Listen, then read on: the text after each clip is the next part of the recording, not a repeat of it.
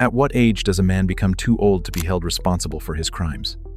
And what if, by the time he finally acts, he has spent 60 years becoming the best in the world at committing them? April 3rd, 2015, just after midnight. A sensor trips inside the most secure civilian vault in Britain, 2 stories beneath London's Diamond District, beneath the empty amber glow of Hatton Garden on a long holiday weekend. A monitoring operator reads the alert on his screen. Good Friday. Building closed. He clears it, logs the dismissal, reaches for his coffee. No one comes. 60 feet below the pavement, a 76-year-old man tightens his grip on a diamond core drill and drives it into reinforced concrete. His knuckles are white. His breathing is measured. On the other side of that wall, 996 safe deposit boxes holding 14 million pounds in loose diamonds, gold, Krugerrands, and family heirlooms that their owners believe are in the safest place in London. The only alarm that could have stopped him was dismissed 3 minutes ago. How does a man who should be collecting his pension end up 60 feet underground, drilling through Cold War concrete in the dead of a holiday weekend? And why has no one, in all the decades he has been doing this, truly been able to stop him? Brian Reeder does not look at vault doors. He looks at the wall next to them. That is the reflex, the particular way his mind organizes a room the moment he walks into it, that earns him 2 names in the London underworld before he is 40 years old: the Governor, the Master. Both names describe the same quality. Where other men in his profession see an obstacle, Brian Reeder asks a different question. What is behind the wall next to it? Where does the security architecture assume no one will go? He grows up in East London in the years after the war, in an era when a certain kind of lateral intelligence has almost no legitimate outlet. The schools have no form for it. The factories do not reward it. The civil service cannot use it. The underworld always has. By his early 40s, his reputation does not require introduction. You hear the name, and you understand what it means. He is precise, quiet, deliberate. He studies vaults the way a surgeon studies anatomy, not just the surface, but the spaces between structures, the assumptions buried in the design, the places where confidence has bred carelessness. For decades, that carelessness is Brian Reeder's address. But reputation does not keep a man out of prison, and in 1983, something goes wrong, something large enough and public enough that it changes the rest of his life. What is the job that sends Brian Reeder to prison for 9 years? And what does he learn inside those walls that no university in the world could ever have taught him? 6 men, a warehouse full of gold. 17 minutes. On the morning of November 26th, 1983, 6 armed men storm the Brinksmat warehouse at Heathrow Airport, overpower the guards, and walk out with 3 tons of gold bullion, 26 million pounds sterling, still warm from the vault. By the time the first investigators arrive, the Brinksmat robbery has already become the largest robbery in British history, a title it will hold for more than 3 decades. Reeder is never convicted of the raid itself. The Metropolitan Police prove something else, that he handled what came after. 3 tons of gold has to go somewhere. Reeder's role is to make it go somewhere untraceable, melted through a network of smelters and refiners, moved through chains of dealers and middlemen, dissolved into legitimate assets, until the trail disappears into noise. It takes years. It is extraordinarily well executed. Eventually, a thread unravels. He serves 9 years. And here is what makes Reeder different from most men who go to prison for serious crimes. He does not spend his sentence in denial or distraction. He spends it studying. He runs, over and over, a meticulous post-mortem on every decision that led investigators to his door. Not the crimes, the mistakes, the assumptions, the gaps in his operational discipline.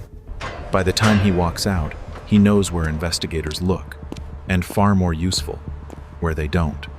In 2015, Reeder is 76, living in Dartford, Kent. Quiet routine, pension. To every outward appearance, a retired man. But he has been watching a building. What does a man with 60 years of criminal intelligence see when he looks at the most secure civilian vault in London? The vault that every locksmith, every alarm technician, every insurance assessor has examined and called impregnable. Hatton Garden Safe Deposit Limited sits at the heart of London's diamond trade, on a street where precious stones have changed hands since the Victorian era. The vault at number 88 to 90 holds 996 deposit boxes behind walls of reinforced concrete, half a meter thick, and a door of Chubb-grade hardened steel. Every specialist who has walked through has reached the same conclusion: impregnable. Brian Reeder reaches a different one. He has been watching this building for months, its rhythms, its schedules, the patterns of who enters and when, the way it empties at weekends and over public holidays. And what he sees, after months of watching, is not the vault door. The door is where everyone else looks. Reeder looks at the wall beside it. The vault's armor faces forward. The steel door, the motion sensors, the reinforced frame, all designed to stop a frontal assault. But adjacent to the vault, separated from it by a section of concrete wall, sits something the designers forgot to protect: an old elevator shaft, long disused, its mechanism removed, its shaft sitting empty in the building's internal architecture.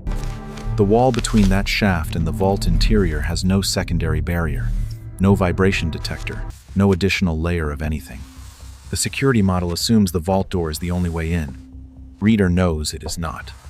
If you can access the shaft, and you can, because the fire escape connects to a neighboring rooftop, and the elevator's electronic door lock yields to anyone with basic wiring skills, and bore through that undefended rear wall, the famous Chubb-grade steel door becomes a decoration. The only remaining constraint is time. Drilling through 2 meters of Cold War concrete takes hours. But Easter weekend, 4 consecutive days when Hatton Garden empties, completely gives you time. The security firm's report called it impregnable. The insurance assessors agreed, Reeder disagreed, and he has a blueprint to prove it. A plan this precise, though, cannot be executed alone. And at 76 years old, Brian Reeder only trusts one generation of men to help him carry it out his own. The crew comes together quietly, over weeks, through conversations in pubs and car parks and front rooms with the television turned up. Terry Perkins is 67. Hard hands, quiet eyes.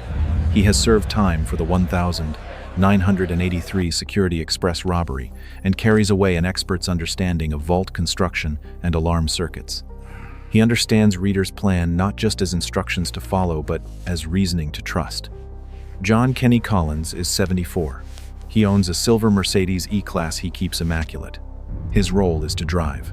He is experienced, reliable, and does not ask unnecessary questions. Danny Nipper Jones is 58, the youngest, built for endurance in the specific way of men who have done physical labor their entire lives. He will carry the drill down the shaft and work it for hours. When his arms give out, he will rest 30 seconds and go back. Carl Wood, 58, support, solid, reliable. Hugh Doyle, 48, a plumber from Enfield whose workshop becomes the staging ground. He offers what he has and does not look too closely at what it is being used for. And then there is Basil, a slim man with red hair who no one in the crew fully understands. He can open locks, the others cannot, handling them with a fluency that suggests not just practice, but a native aptitude. And he seems to know, with an accuracy that goes beyond educated guessing, which of the deposit boxes inside the vault contain the most valuable stones. Not the largest boxes, not the heaviest. The specific ones. How he knows this is not explained. Reeder vouches for him, and that is enough. Nobody asks for more. For weeks before Easter, they surveil the building. They clock the guards' shift pattern, map every CCTV camera position, time the walk from the entrance to the elevator at 45 seconds. Note the fire escape connection to the neighboring rooftop. Every detail feeds Reeder's blueprint. Every variable gets planned around. He has been doing this for 60 years. The average age of the core team is 66. Easter weekend is locked in. There is no version of this where they walk away now. The only variable Brian Reeder cannot plan for is the one he should perhaps have recognized before any other: his own body, and the bodies of 5 other men in their late 50s, 60s, and 70s, descending into darkness 2 stories underground. April 2nd, 2015, 10 in the evening. The crew enters the front door of 88 to 90 Hatton Garden. No crowbar, no smashed glass, Basil stands at the lock for a moment, and then the door opens, and they step inside. They disable the elevator's electronics, pry open the shaft doors on the second floor, and look down. A narrow, vertical column of darkness, dropping 2 stories. The Hilti DD 350 drill and the Clark hydraulic pump weigh over 30 kilograms between them. Jones and Perkins lower them on ropes, rung by rung, in near total darkness. The shaft is barely wide enough for a man's shoulders. Head torches throw jittering circles of light that show 1 meter of wall and leave everything else in shadow. Every grip is a negotiation. For hands swollen with arthritis, each rung is a question the body has to answer honestly. Reader descends last at 76, the oldest man on the ladder, taking each rung with deliberate care. A fall here means an ambulance called to a building no one is supposed to be inside. He does not fall. At the bottom, they force open a roller shutter and stand in front of the vault's rear wall, 2 meters of steel-reinforced concrete. Cold War bunker specification. Reader sets up the Hilti's core bit. Jones flexes his hands and steps forward. The noise is enormous, a sustained, high-pitched grinding roar that bounces off every surface simultaneously. Concrete dust fills the air within minutes, coating their clothes, their lungs, the deep lines of their faces. They work in shifts, Jones until his arms give out, then Perkins, then Reader himself, pressing his full weight against a machine designed for construction crews half his age. Each hole takes hours. The drill bucks and jams on every rebar rod. Midway through the second borehole, the building's alarm triggers. Every man freezes. Jones lifts his hands off the machine. Perkins steps back against the wall and goes completely still. They wait for sirens, for footsteps, for a torch beam sweeping down through the shaft. For 90 seconds, nobody moves. Nothing comes. 2 stories up, the monitoring company receives its second alert of the night, reads the location, reads the date, and makes the same calculation as before. Good Friday. Building closed. The alert is logged and dismissed. No response dispatched. Silence returns. Silence means go. By 4 in the morning, after more than 7 hours of drilling, they punch through. 3 overlapping boreholes form a rough oval in the vault's rear wall, just wide enough for a man to turn sideways and push through. Jones goes first, head and shoulders into the gap, torch beams sweeping the space beyond, and stops. On the vault side, bolted through the concrete floor with industrial-grade anchors, sits a heavy steel cabinet. It blocks the opening completely. They can see the deposit boxes through the gap above it, glinting metal. Padlocked fronts, but they cannot reach them. The Clark pump cannot get purchase at this angle. The crowbars cannot get leverage. The bolts do not yield. After nearly 11 hours underground, hands bleeding, arms empty, lungs full of powdered stone, they face a binary choice. They retreat. At dawn, they climb the shaft one last time and emerge onto Hatton Garden's deserted pavement. Behind them, a ragged oval hole gapes in the vault's rear wall, open and exposed, with their fingerprints on the drill and their DNA on the equipment, and 3 more days of holiday weekend ahead. What happens to a man who built his entire life around precision when the plan falls apart at the very moment it should be succeeding, and what does he decide when he realizes the hole is sitting open, with all of their evidence, for 3 more days? Good Friday morning. Brian Reader drives home to Dartford. He does not call Jones. He does not call Perkins. He makes no arrangements. He simply drives through the early morning emptiness of a city still mostly asleep, and when he reaches Dartford, he goes inside, closes the door, and does not return. Court records would later confirm this in the dry language of prosecution evidence. Reader was present on the first night of the burglary. He was absent on the second. At 76, after 9 years in prison, after decades operating on a single professional principle, that the margin between success and catastrophe is a number, and when that number reaches 0, you stop. The arithmetic is clear. The hole is exposed. 3 more days of Easter weekend means 3 more chances for someone to walk into that basement. The alarm has triggered twice and been dismissed twice, but a third trigger, or simply the wrong door opened by the wrong person, cannot be predicted or controlled. The cabinet is a problem they do not have the equipment to solve. Every hour the hole stays open. The probability of discovery climbs. Men who ignore bad mathematics end up in cells or coffins. Reader has outlasted nearly every contemporary who ignored it. He has outlasted them specifically because he has always known when to walk away. He walks away. Danny Jones sees the same evidence and reaches a different answer. So does Terry Perkins. They have spent months on this. They have spent 11 hours in a concrete tunnel breathing stone dust until their spit turned gray. They have drilled 2 meters of Cold War concrete with their own hands and broken through, and they were close enough to see the deposit boxes through the gap before the cabinet stopped them. To walk away now is to abandon the money and to leave their DNA on the equipment anyway. The risk of going back is enormous. The risk of quitting is identical, minus the 14 million pounds. On Saturday afternoon, Jones and Collins drive to a tool supply shop and buy a 10-ton hydraulic ram, nearly twice the capacity of what failed on Thursday night paying cash. They load it into the white Transit alongside fresh crowbars and heavy-duty bolt cutters. Reader, in Dartford, knows none of this. The man who drew every line of the plan will not be present when the vault finally opens. Later, secretly recorded by police in a London pub, Terry Perkins calls Reader an old man who bottled it with the particular conviction of a man who went back and succeeded. Perhaps. But Brian Reader understood something the rest of his crew refused to accept. Something about the world outside the vault that drilling through concrete, however expertly, however completely, could not fix. So, without their architect, 4 men load a 10-ton hydraulic ram into a white Transit van and head back into the dark. Saturday, April 4th, 11 in the evening.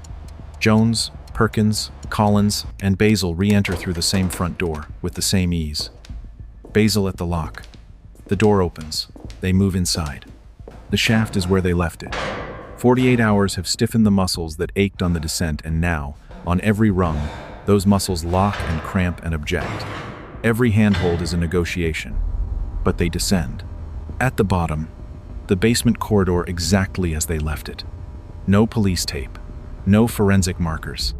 The hole gapes in the rear wall, undisturbed. The monitoring company has not dispatched a single response in 4 days. For men who spent their entire careers assuming every alarm meant sirens within minutes, the silence is disorienting. It confirms everything Jones and Perkins argued. The vault is theirs. They position the 10-ton ram beneath the cabinet. Jones works the pump handle. Pressure builds. Metal groans lower and more structural than the drill, the sound of something being asked to give that was designed not to. 1, 2, 3. With a wrenching crash that rings through the entire basement, the cabinet topples sideways through the opening. One by one, they crawl through. On the other side, they stand up. A room 6 meters by 9, lined floor to ceiling with numbered metal cages. 73 deposit boxes. The air is cool and still climate-controlled, precisely maintained. Fluorescent lights hum overhead. Linoleum floors. It looks, in the honest and disorienting way of things long anticipated and finally reached, like a storage facility. Then, the crowbars come out. Lids pop. Hinges snap. Padlocks clatter to the linoleum in irregular percussion. Inside, loose diamonds wrapped in tissue paper, each stone catching the fluorescent light at angles that seem improbable for something so small. Gold chains in velvet pouches, Krugerrands stacked in plastic tubes. Emerald rings, bundles of 50-pound notes, sapphire brooches, antique pocket watches that still run, still tick. And deeper, the heirlooms, the things deposited not for their market value but because they are irreplaceable, and this was the safest place anyone knew.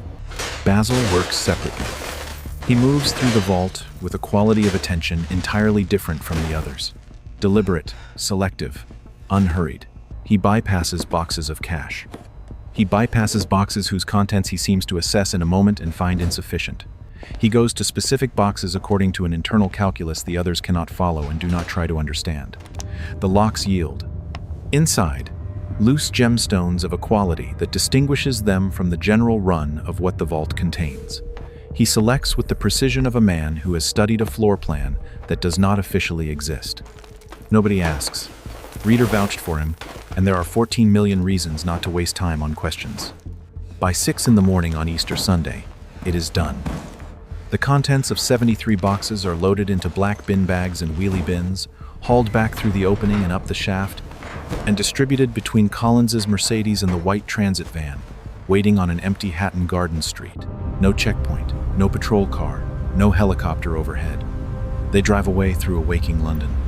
Behind them, 73 deposit boxes sit torn open in a vault that will not be entered again until Tuesday morning, when staff return from the holiday weekend and find the basement destroyed.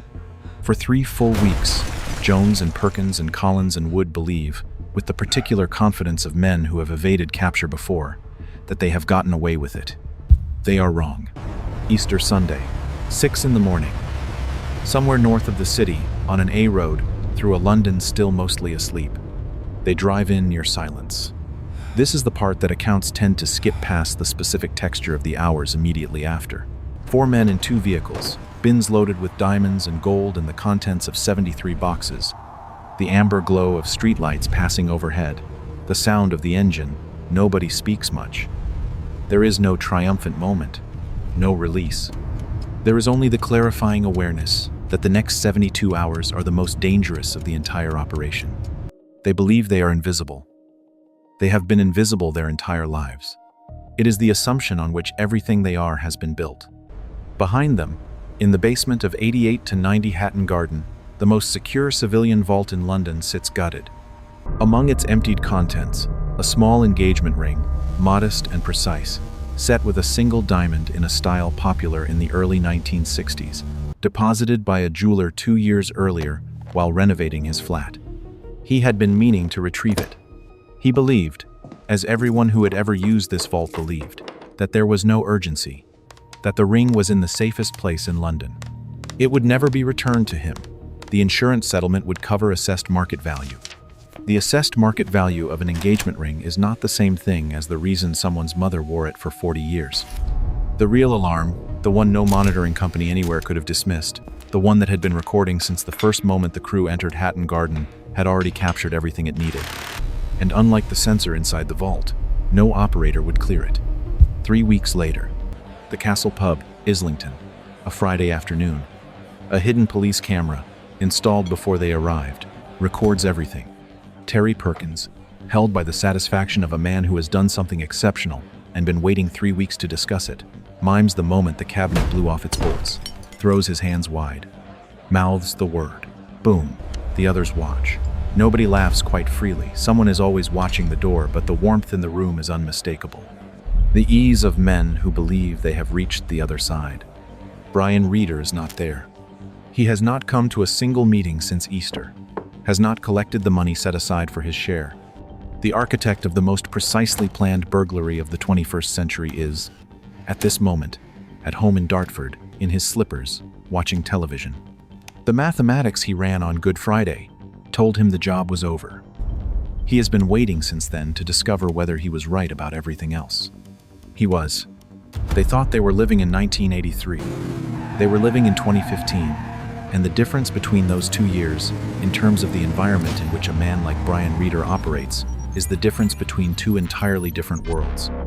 London, in 2015, operates one of the densest surveillance networks anywhere on Earth. Automatic number plate recognition cameras are mounted on lampposts, bridges, and buildings, recording every vehicle that passes within range, automatically, continuously, without human attention required. In the area around Hatton Garden, on the nights of April 2nd, 3rd, 4th, and 5th, those cameras had been recording. Collins's silver Mercedes appears on 3 separate ANPR cameras, passing the building on Thursday night and again on Saturday night. The white transit appears on both. When investigators cross-reference the plates, they have full names within 72 hours. But the ANPR is only the first layer. Reeder, Jones, Perkins, and Collins all carried their personal mobile phones during the burglary.